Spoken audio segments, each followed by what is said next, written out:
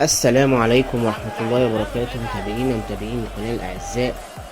تعادل ليفربول لهدف مع نادي أرسنال في المباراة التي أقيمت أمس.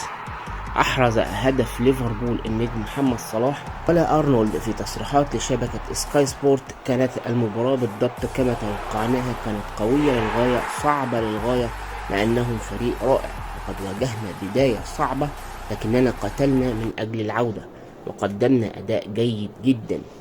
النقطة مشجعة لكلا الفريقين وتظهر ما يمكن أن نواصل تحقيقه فيما تبقى من الموسم.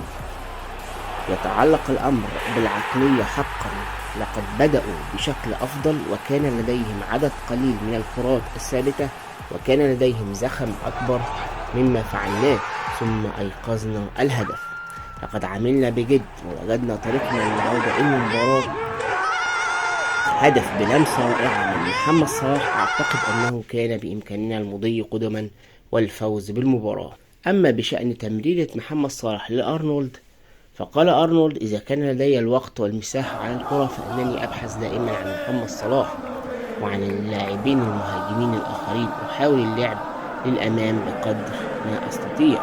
وعن فرصته الضائعة في الشوط الثاني علق أرنولد: أعتقد أن الكرة تمايلت تماما عندما ذهبت لتسديدها، إنها واحدة من هذه الفرص التي أحتاج إلى تسجيلها حقا، وإذا كنت في وضع بهذه الطريقة فأنت بحاجة إلى العثور على الشبكة.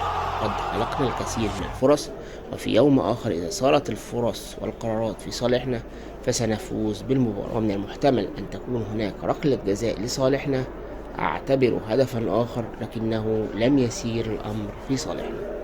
والسلام عليكم ورحمة الله وبركاته.